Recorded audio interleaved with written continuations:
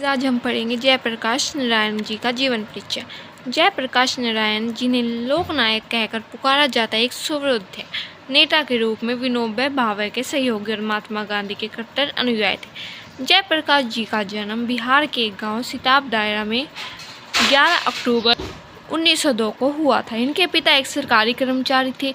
इनके बचपन अपने गांव में ही बीता था।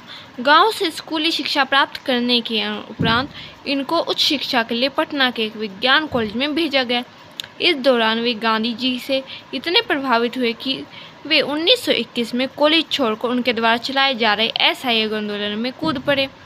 1922 में जब गांधी जी ने इस आंदोलन को बंद करने की घोषणा की तो इससे उन्हें बहुत निराशा हुई, इसलिए उन्होंने पढ़ाई पुनः आरंभ कर दी।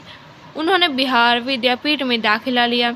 यह संस्था उन विद्यार्थियों के लिए खोली गई थी जो सरकारी कॉलेज छोड़कर असहयोग आंदोलन में शामिल हो गए थे।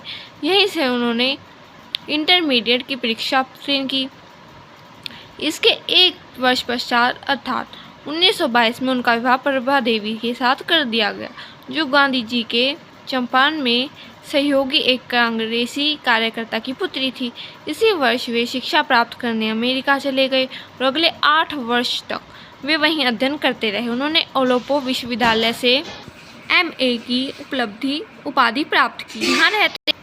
यहाँ रहते हुए अपनी शिक्षा का खर्च जुटाने के लिए उन्हें अनेक प्रकार के कार्य करने पड़े। जयप्रकाश नारायण की रुचि समाजशास्त्र में थी। कार्ल मार्क्स के विचार ने उन्हें बहुत प्रभावित किया था। अमेरिका प्रवास के दौरान उन्होंने मार्क्स और लेनिन के ग्रंथों का अध्ययन किया था। उन्होंने भारत के संदर्भ में लिखे M.N. राय के ग्रंथों का भी अध्ययन किया। अपने अमेरिका प्रवास के दौरान ही उनकी यह धारणा बन गई थी कि भारत की राजनीतिक स्वतंत्रता तब तक अधूरी ही रहेगी जब तक यहाँ मौजूद शोषण, असमानता एवं गरीबी का अंत नहीं हो जाता।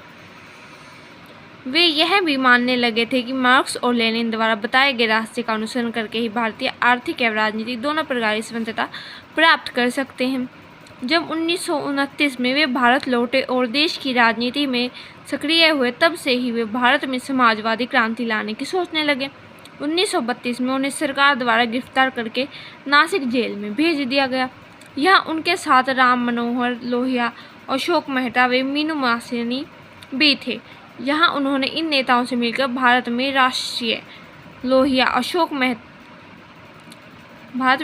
आंदोलन के साथ साथ सामाजिक व आर्थिक क्रांति लाने पर विचार विमर्श किया।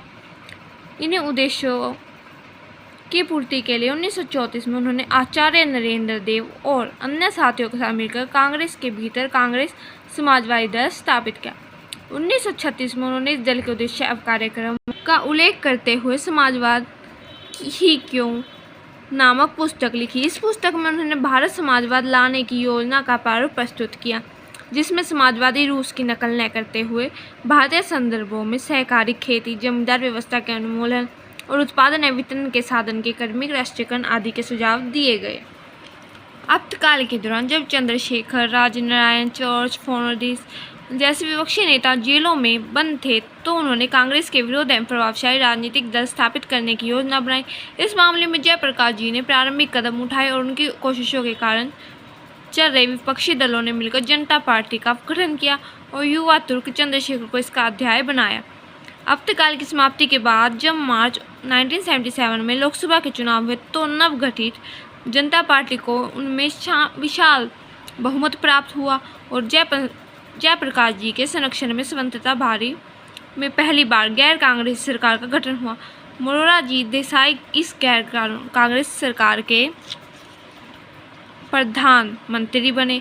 अब जयप्रकाश जी को लोकनायक कहा जाने लगा था। जनता पार्टी की आंतरिक फूट के कारण जुलाई 1979 में इस सरकार का पतन हो गया।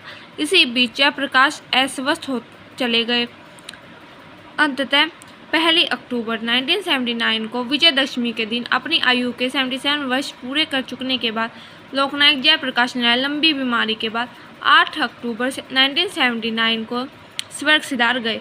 इस महान आत्मा के निधन पर समूचे देश में मातम सा छा गया।